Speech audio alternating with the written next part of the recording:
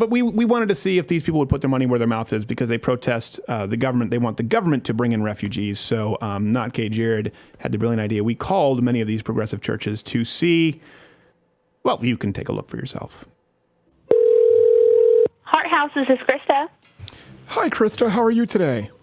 I'm good. How are you?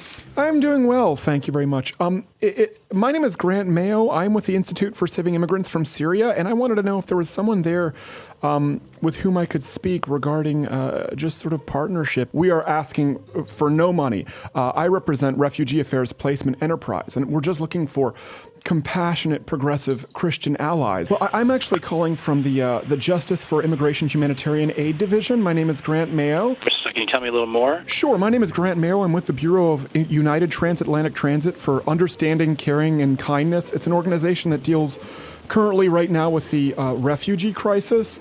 And with a search online, your church showed up as just truly a beacon of progress and compassion.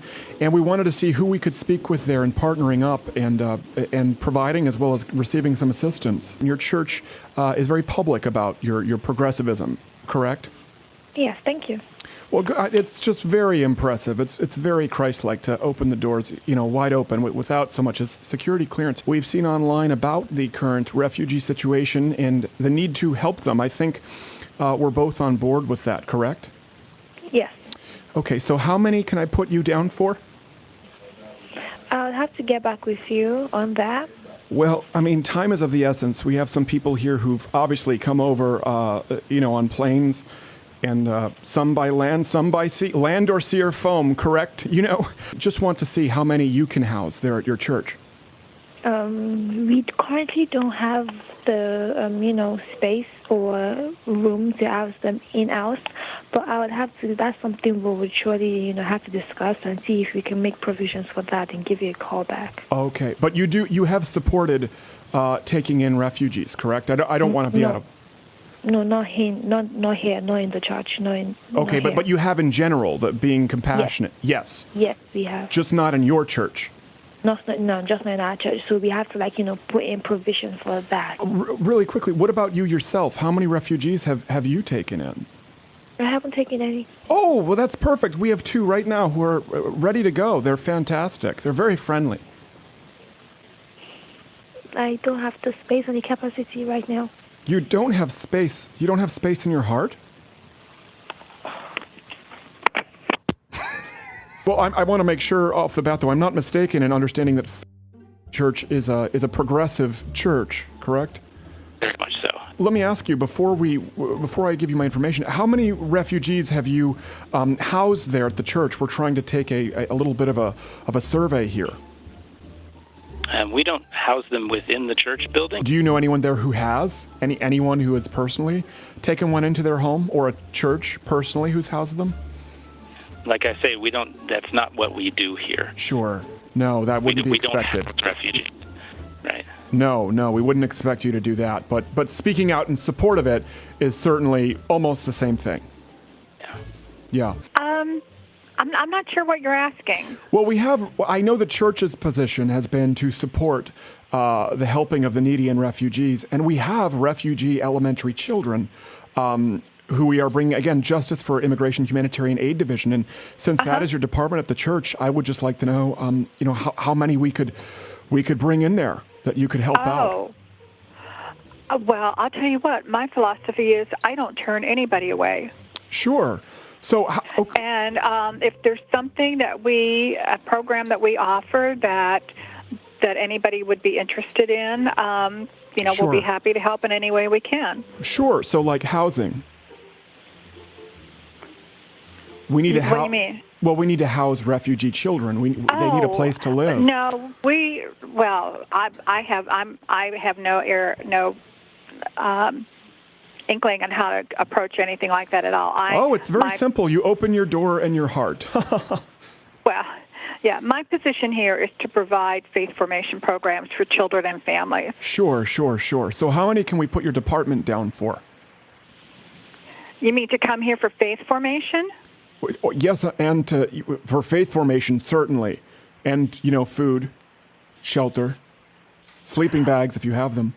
I can handle the part about faith formation, but that's Sure. about it. But what better social services program than the body of Christ? I mean, that's the goal in all of this. Is to, Yeah, but what I'm saying is we don't have a facility here where people can sleep and shower and eat and stuff like that. Oh, you don't have bathrooms there? No. Well, we have restrooms, but they're in the school. Oh, well, perfect. There you go. There's room in the school. Yeah, right. Try that. I understand. Believe me, I understand where you're coming from. It is not without its concern for the other children. Obviously, when we're talking Right. about assimilation, and some of these children, frankly, act out very violently. Do you know if the church has taken in, at least as I call back down my list, has this No, church they taken haven't in? because there's nowhere to put them. What about the homes of the pastors or yourself? Do you have room for a small child in your heart? You know what? This is really a good idea for us to talk about here. Yes, But we're I'm not so set glad up we're to do talking. anything today, but maybe this is something we should talk about. Absolutely. Yes. Yeah. Why don't you call me back in a couple of weeks, and hopefully I'll, see what I can do. Oh, but they'll be deported by then. That's the issue is with the immigration ban right now. They're Yeah. here currently. Well, there isn't anybody here right now today for me to talk to. Well, you and can I don't talk have to the this authority to child. give you a yes or no answer. This child just wants someone to talk to. Tell And me it's- what your name is again. My name is Grant Mayo with the Justice for Immigration Humanitarian Aid Division. Okay. Yeah, and that's Mayo, M-E-O. Not some people think like mayonnaise and they shorten it, and that's just grossly offensive. But even listen, if it's temporary, if you or just a member who's there right now who has an extra cot. There's no one here for me to run this through to get approval. Sure. No, but I mean individuals. You can just start calling down the list and see if people have room. That's what we're looking for. Right. Yeah, I would have to get permission to be able to do that. Sure. So do you Okay. need permission from your husband? True. Well, let's get him on the line. I mean, listen, these kids come from a very patriarchal society. They'd be very understanding. Yeah. Thank you. It's great to have social programs, but obviously these people need a place to live and resettle. There's no after-school program for somebody who doesn't even have a house to take a bus from to school. You understand? Right. We just serve the children here. Okay, so you serve the children. Well, I just so happen to have children, ages 4 and 13. 13's at that problem age, but good kids, really good kids, and we need to find a place for them. What about you yourself? We've opened our houses personally. We know people have been calling for this. We're just looking for true progressives to open their homes and hearts. Is that something you'd consider? I am not in a place to do that right now. Well, why not? I'm a student and I am about to get married, and so that's not something that I could do. But there is another place. But you do encourage others to do so. Most definitely. Yes. Okay. So we're on board. Other people should be doing this. You're natural. You're getting married and you're a student, so you can't do it right now. Correct. The problem is a 13-year-old here, Madula Ambamgata cannot wait because he may be shipped right back. There are people who've been, I'm sure you've heard about the ban, the crisis, where they've come here and they may have to go back if they're from the 7 countries. And I mean, we need to resettle them now. We don't have time for someone to call us back 2 weeks in and then, offer them, some intramural basketball. Okay, well, I'm sorry. We're definitely not the place for that. Hi, this is Melissa. I'm the operations manager. What is it that you need? Hi, Melissa. How are you today? I'm good, thank you. Good. This is Grant Mayo with the Institute for Saving Immigrants from Syria, and we work to resettle refugees. We have just been coming up against a dead end, Melissa.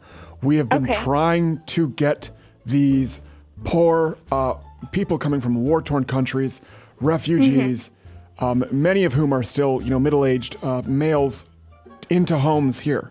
And there are a lot of organizations who have extracurricular activities, who have support groups, but we need homes. We wouldn't be able to do any of that. What about you, Melissa? Do you have a spare bedroom? No, I don't. Really? I don't have I a mean, spare even if bedroom. it's just, for a temporary amount of time. I don't have a spare. I don't have a spare anything. Anyone in your family or any of your friends? What about anyone in the organization? Anyone there who could actually open? I mean, I have 4 right now, and believe me, I've rescued animals as well. You know, and my home is just a revolving door of people who need help. It's not without its problems. You know, my daughters weren't huge fans for a little while, but it has been a very rewarding experience, and I just. Absolutely, and I get it because, like I said, we work with our kids who are refugees, so we've heard the horror stories and we've heard everything. I mean, that's where our heart and our passion lies. Oh, what horror stories? We understand that it's a crisis situation, an emergency situation. Sure. But like I said, our organization doesn't do anything like that. No, not the organization. Just any of the people there. But since you called our organization, you can't really ask me on a personal level or my family if we can open our homes. So you could try like residential homes or calling people's individual. Oh, do you live in a corporate office? Individual personal numbers. P.O. box? This is the place for that since we're a nonprofit. Sure. So I have to say no. Sure. And I hope you have a lot of luck with your search. Sounds like you're doing really rewarding things. But we're not getting anything done. No one will take these people in. Thank you so much. Bye-bye. Well, I wish I could say the same. Thanks. No. Hey, if you like this video, subscribe by clicking the button that says subscribe. If you're not aware of it now, there's no way you're learning the internet at this point. I'm not going to help you. But this was clipped from my daily show, available exclusively to louderwithcrowder.com/mugclub members. If you're student, military, or veteran, enter in that promo code. It's less than $6 a month, and you get daily content. No more clips, plus this hand-etched mug. Oh, when I feel it, I got a chill like on the inside.